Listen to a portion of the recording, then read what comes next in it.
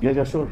Sir आप I want to make another because हमारे भगवान जी ने कुछ बातें कही हैं, उसके बारे में मैं कुछ चर्चा करूँगा, क्योंकि उन्होंने भाषणों में ये भी कहा है, उन्होंने भाषण में कई बातें कह दी हैं उन्होंने। पहले तो उन्होंने कहा है कि भाई आपके घर से जो पानी की टूटियाँ हैं वो ले जाएगा इंडिया अलायंस अगर सत्ता में आया, और अगर घर की बिजली है तो बिजली काट दी जाएगी, और जो बैंक में अगर पैसा है तो वो पैसा भी किसी और को दिया जाएगा। तो और साथ में उन्होंने ये कहा कि अगर आपने गुलामी करनी है, इंडिया अलायंस ने गुलामी वोट बैंक की करनी है तो जाओ गुलामी करो वोट बैंक की, और अगर मुजरा करना है तो जाओ वोट बैंक का मुजरा करो। तो मैं क्या कहूँ इसके बारे में, कोई भी नेता को कोई भी बात करना, मतलब कि अगर मैं आपत्ति भी दिखाना चाहूँ कि आपको ऐसा नहीं कहना चाहिए, वो भी अपने आप में अच्छा नहीं लगता, क्योंकि वो इस पद पे बैठे हुए हैं जिसकी एक अपनी गरिमा है, और उनका जो स्टेटस है वो पद से जुड़ा हुआ है। तो अगर पद के स्टेटस में इतनी आप गिरावट ले आओगे तो प्रधानमंत्री की बातों पे, अब देखिए आप सोशल मीडिया पे देखिए किस तरह से आलोचना हो रही है, और जब आप मुजरे की बात करते हो तो एक महिलाओं का भी अपमान है, बाकी तो अलग बात छोड़ो। आप कहना क्या चाहते हो?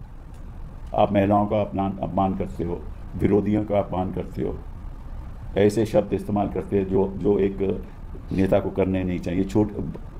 आप प्रधानमंत्री की बात छोड़ो, ये छोटे नेता जो हैं, जो हमारे काउंसलर हैं, उनको भी ये बात ऐसे नहीं करनी चाहिए।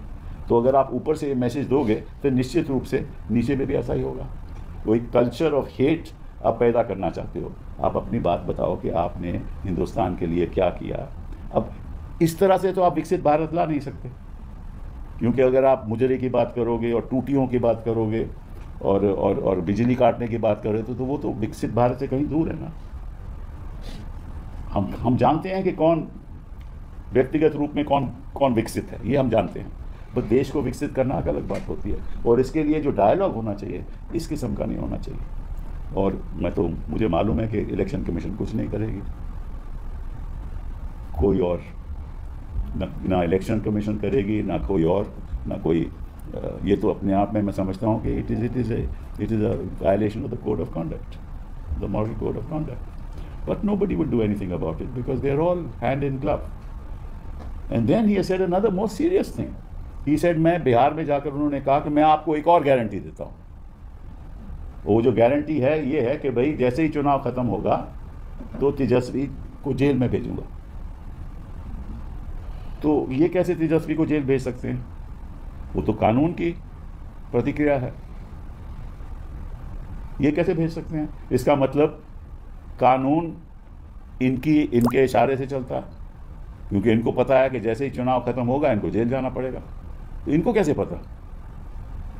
तो अगर इन्वेस्टिगेटिंग एजेंसीज जो मैं कितने दिनों से कह रहा हूँ, चाहे वो PMLA हो चाहे कोई और इन्वेस्टिगेटिंग, इनके इशारे से चलता है। तो ये तो आज साबित हो गया, इनकी कन्फेशन हो गई कि मैं इशारा दूंगा तो आपको गिरफ्तार किया जाएगा। तो ये हमारी जो लोकतंत्र की व्यवस्था है, ये किस स्तर तक इसमें गिरावट आ चुकी है। और अगर आप सब चुप रहोगे, आपके चैनल्स चुप रहेंगे, देश की जनता चुप रहेगी, नागरिक चुप रहेंगे, और अगर कोर्ट्स नहीं कुछ करेंगे तो देश का होगा क्या? देश के भविष्य का होगा क्या? हम उस बात से चिंतित हैं। बहुत बहुत धन्यवाद। सर एक और सवाल है, जिस तरीके से गुजरात में और दिल्ली में जो ट्रेजेडी हुई है, हाँ, बहुत ही दर्दनाक ट्रेजेडी हुई है, और